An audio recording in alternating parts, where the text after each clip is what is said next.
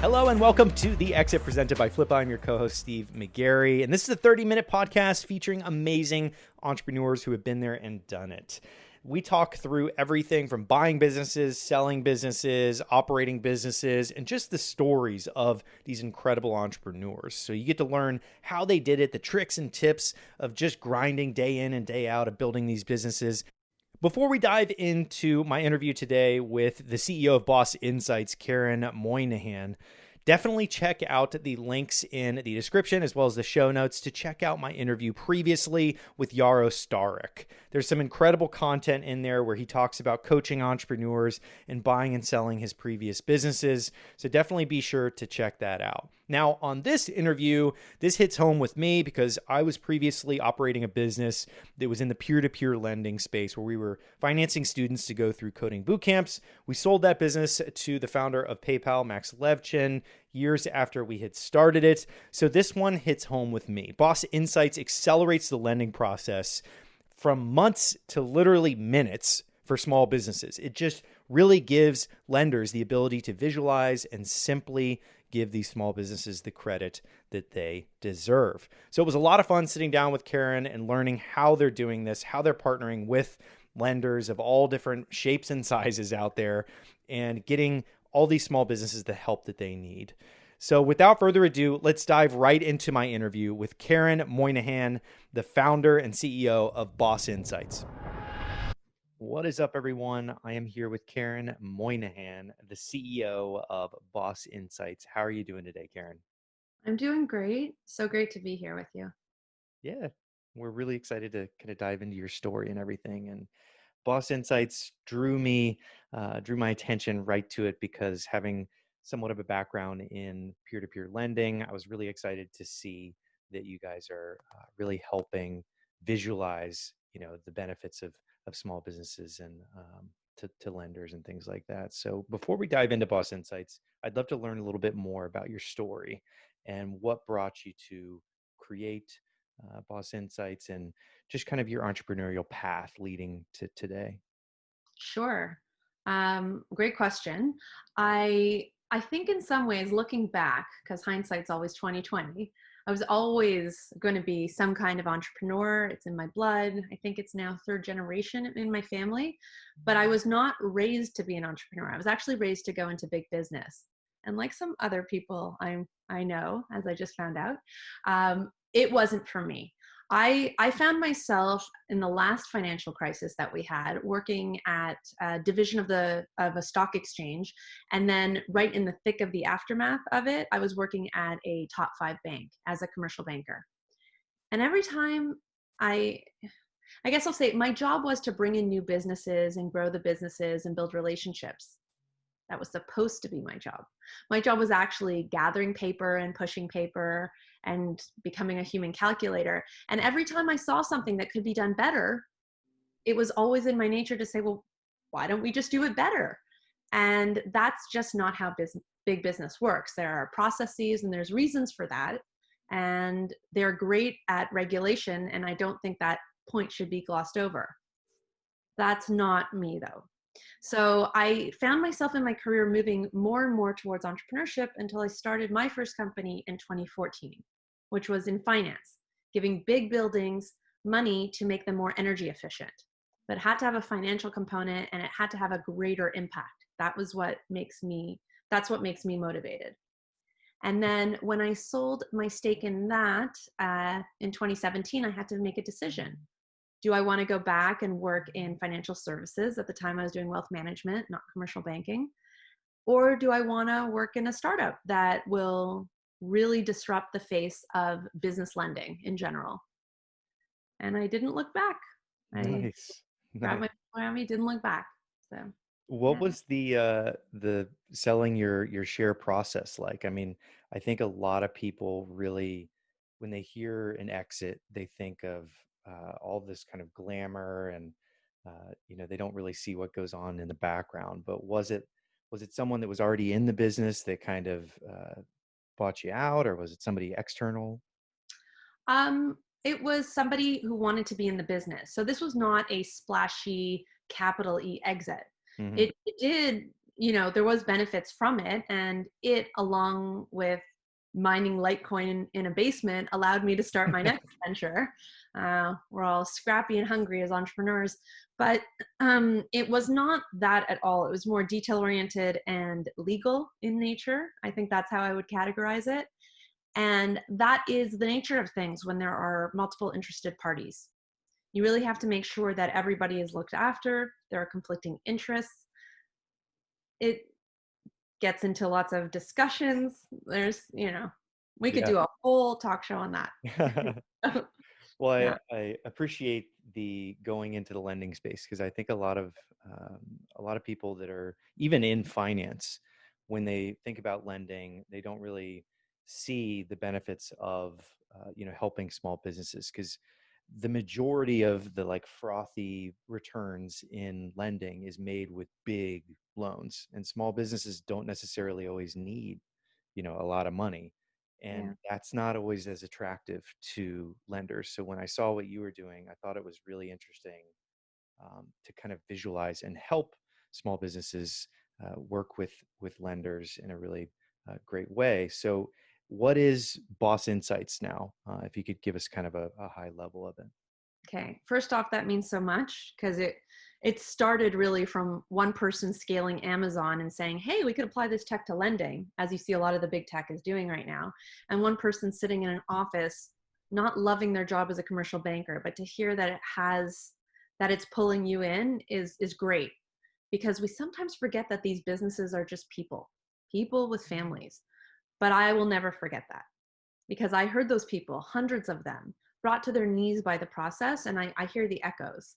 And when 2020 happened, it's almost like I saw the wave coming because I'd been there in the past in a smaller crisis.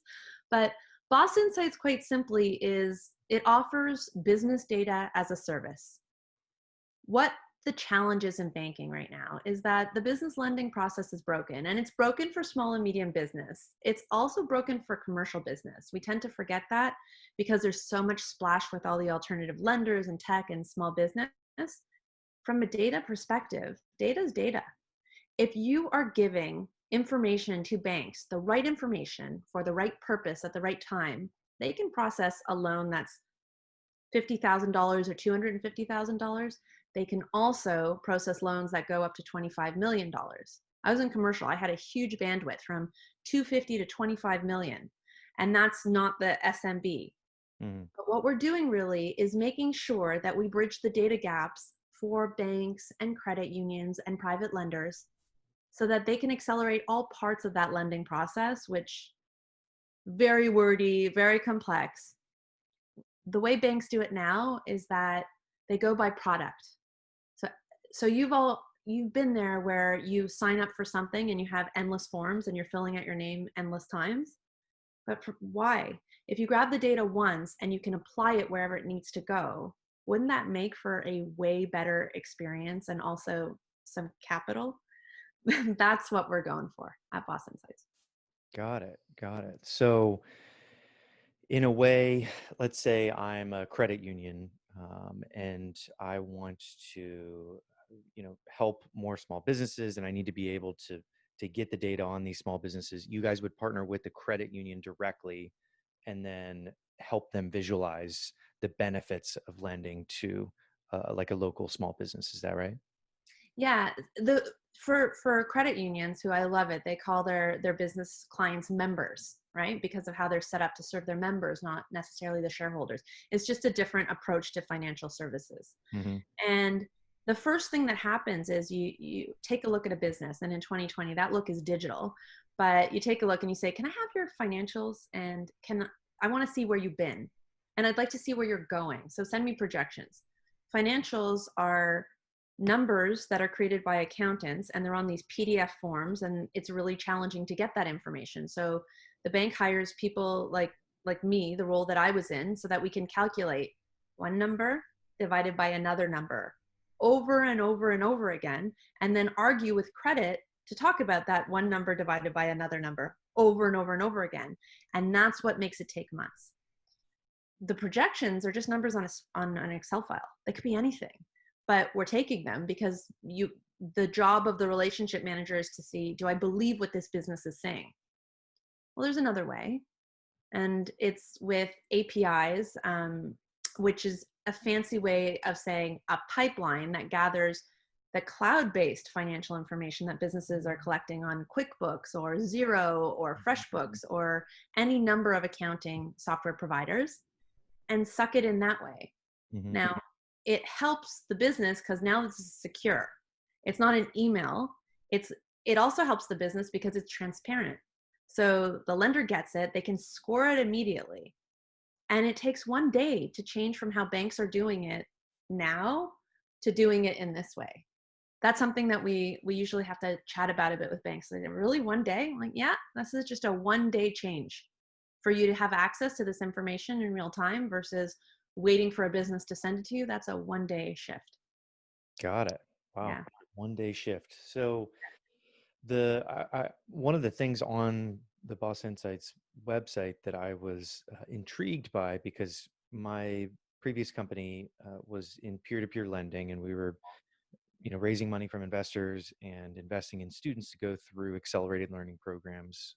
It was really low risk profile because they were getting jobs on the other side, so the investors were getting access to quite a lot of unique investments. And I saw that you guys had like a matching component to this, like an investor matching. And that, I'm always drawn to the peer-to-peer aspect of things. I think that that's very disruptive. So what is the matching part of Boss Insights? So the matching part was something that some investors originally asked us for when we were engrossed in that market, because it's a really exciting market, the investment space. You kind of, are you going to bet 1 out of 10? Are you going to bet 2 out of 10? What are you going for, right? And I I want to hear so much more about your story, actually, now that I hear you were helping the students get their legs and get on their way, because sometimes you finish school and there's this moment of, I've been in a program of some sort for my entire life. I'm supposed to now know what I'm doing. No one prepared me for any kind of adaptive thinking. That's amazing what you were doing. But the matching is that I feel like it's a little bit of Tinder out there. I don't know if you're feeling that way, and it's not just from the investment point of view. It's also when I go to a bank, they're experiencing some very fatigued version of fintech Tinder with murky mandates. Hmm. They like to digitize. 2020 is the year of digitization. We see it everywhere, and in the financial brand posts about it, and American Banking Association posts about it. It's the year of digitization. Well, digitization is this huge, vast word, and it can mean anything from gathering an electronic document to automating the complete forgiveness application on PPP on a form that had Twitter memes of monkeys throwing computers against walls. Hmm. So what are we talking about? Meanwhile, banks are getting endless hits from tech vendors saying, hey, I can solve all your problems. And it's a lot. So how do you match those? And that's what we created the matching program to do.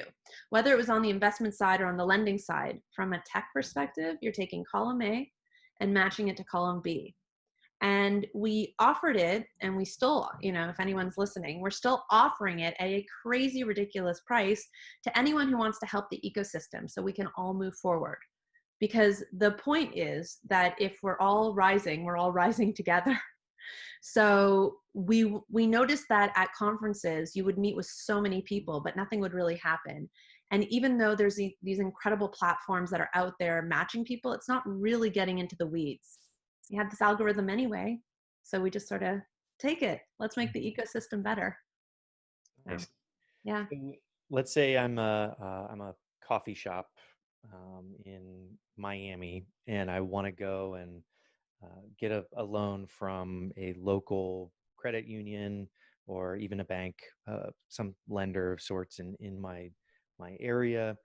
What does the bank sit in front of when they're making that decision through Boss Insights? Are they sitting in front of my all my financials? They're pulling in from QuickBooks, they're pulling in from all these different types of aspects that they wouldn't traditionally be able to see. And how are they getting that information from my coffee shop? Do I like plug in my Square, or how do I get that? Exactly. Exactly. So that's exactly what you do. So you have your coffee shop and you're saying, I'm sitting on a lot of people not paying me quickly enough. So I need a working capital loan. That's what I need. I have the sales, they're coming in, I can show that, but I need to get something to get me over the 60 days that it takes for people to pay me. So a bank would traditionally send you an email saying with a checklist, please send me A, B, C. Having been on both sides of the equation, it really kind of goes down to Z. Please send me all, I should say Z, shouldn't I? I just Mhm. outed my country of origin, didn't I? So please send me all these details. And then if that's not good enough, and let's be honest, in 2020, in this interest rate environment, banks are not making a lot on these loans, but they're taking all the risk. So they need to understand they're they have a they have a hard challenge in front of them. They need to quickly decide, compete with tech firms out there, alternative lenders, and they need to be able to make you experience a delight moment, because when you're not working in your coffee shop, you're on social media and you have delight moments all day long, right? You have targeted advertising, and so you're getting a very customized level of service. And then you go to your bank. How it looks now is you have this list and you have to go to the bank and know exactly what product you want, as if you were going to the grocery store. But you're not a financial expert. And even me who worked at a bank, I don't know all the bank products. So how could you expect to be? Mhm. And then B, you're supposed to give all your information. Here's the real problem. They have to then calculate that manually, and then they have to do it again when they look at you to make sure you're still a business in good standing. So let's switch and say, what are we doing?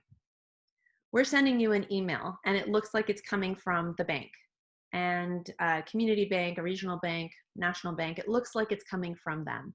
And they say, great. If you fill in a couple pieces of information, we'll tell you what offers are open to you. And so you get that moment of, wow, I have these things that I could get access to. And then they say, okay, but to verify you and approve you, I actually need information. So click here to connect your QuickBooks. Here's all we're going to pull. You're in the driver's seat. You decide whether you want to share it with them or not. We really set it up to be very business friendly. And then you see immediately how they see you. So you can see if they think you're a good bet or a bad bet right away. You're not waiting. And also on their side, they're not waiting, because it's not just that loan officer, it's also their credit risk manager that has to look at things. So the right person is getting the right information to see you. And if you're a typical case, you get approved right away. So Got that's the 1 day change. Cool. Yeah. Cool. So That was when wordy, sorry. no, that's all right. I can totally see it happening, and giving it all kind of a hub of where people can sit there and make a more informed decision. I think that Yeah. that's fantastic. So shifting gears a little bit, in terms of what I always like to ask people from their entrepreneurial journey, like before your exit, what would you tell yourself 10 years ago? Knowing everything you know now, what would you tell yourself, like a 10-year ago Keren that's, on the hustle and really trying to work hard? What would you tell yourself that you wanted to either do differently, or things that you could do operationally that you would improve on? Oh, this is a crazy week to be asking me that because of what's going down in the business. Um, I don't think I'm going to say anything revolutionary when I say it's all about the people. I think we're having a little bit of a moment in humanity. Is it important to be good? Is it important to bring your best every day? Is it important to show up and make sure that what you do contributes? I don't know that everybody feels that that is part of the bargain as being part of society, and and we and it's hard. We talked about the three things that businesses need, and it's hard from an internal perspective at Boss Insights. It's hard from an industry perspective. We need to show up every day and delight the banks and credit unions so that they're going to delight the businesses. And the reason I do it is because businesses are the economic engine of the future. We have to be able to evaluate them fairly and without bias, and not relying on old techniques that we know don't work, but we do it anyway because that's what we've always been doing. Mhm. The thing that I would tell myself, or the thing that I wish I could matrix into my brain, Me- is a way to quickly evaluate who is there with the right intentions and who can deliver. Mm. Because it is not easy. You know, it took someone who scaled 3 companies, and one of them was Amazon on the tech side, to be able to do it in this way. It's taking someone on our team who ran data and strategy from TransUnion to do this. And I'm hoping that what I'm bringing to the table with I've experienced the problem that made me want to just, when I was in my day job, we really are there to create a difference and democratize the access to capital for whoever wants it. You can either go and build your lending platform and be like an Amazon, or there's Shopify for e-commerce and now for lending. And we're like the Shopify. You don't have to do this. You can be a regulatory expert as a financial institution and leave it to the tech people to help you with the rest. And we won't eat your lunch, and we're not looking to be an alternative lender. We literally are here to serve the same goal that you are looking to serve. That's what we're here for. I wish I could instruct myself on how to evaluate who's there to help with that. Excellent. Well said. And the final question, because now that we've gone over your background, we've gone over Boss Insights, we've gone over kind of what you would change about like how you would view things in the future, Yeah. how you would change things.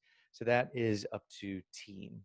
What was the initial stepping stones for building out your team? I think a lot of listeners are always curious because hiring, as everybody knows, is very difficult, especially in the early days, because you can make a misstep, with 1 or 2 hires. And if you're only like a 3-person team, it can be very, very difficult. So what does that look like for you, as you were Yeah. scaling up or building out Boss Insights? Um, what were the initial hires? And we're hiring even right now. So we're going through this because we're hiring in sales. And the great thing about salespeople is that they sell. And the hard thing about hiring them is that they sell. So, you know, we are looking for people who, when you're playing volleyball and people say, mine, they proactively say, mine, I got this. We're looking for people who do that, they don't say, well, that's not my job. We never hire for fit. We hire for ad. I want someone who can challenge me from day one, but not just a challenge, but to say, this is what you're not doing as well as you could be doing to serve Boss Insights. And here's how I can help you do it better. And then allow me to do the same things. The first person at Boss Insights wasn't me. It was the CTO. His name is Luke, and he's the one who scaled Amazon, and he worked at a company called Points. Amazing corporate culture at Points. Shout out to Points. And he worked at DealFind, which was a company that scaled very quickly as well, right? He saw it from a tech perspective. And he said, businesses do not have the expertise or the time to do this. And I said, they don't have the inclination either unless they're trying to get money. When you were working on your peer-to-peer platform, they needed you, so they'd give you whatever you wanted, right? It's for your help. Mm-hmm. So I was the second hire. We then brought in somebody at data and strategy, but we hire for talent, and we're lucky enough to be in a place that's pretty multicultural, and we get a lot of diversity. And all the stats show that if you have diversity, you have a stronger product. Mm-hmm. We're always looking for more of that. It's not there on a checklist. What's there on a checklist is a little bit of what you get when you hear about Tesla.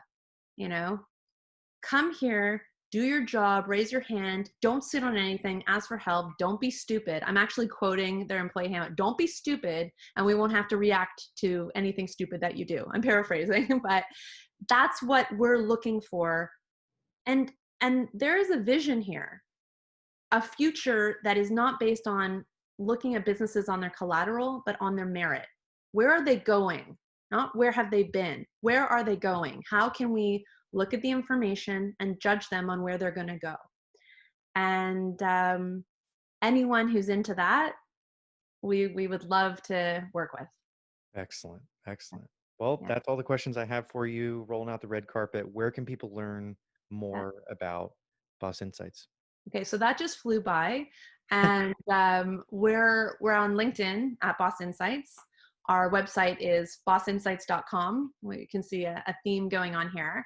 We actually have a webinar coming out, and it's called Relate Better, Mitigate Risk, and Improve Your Growth with API Data. Oh, Improve Results with API Data. It's Nice. coming out with the Bloor Group on the 22nd of September. So, and just, I'm pretty responsive. Reach out, you know?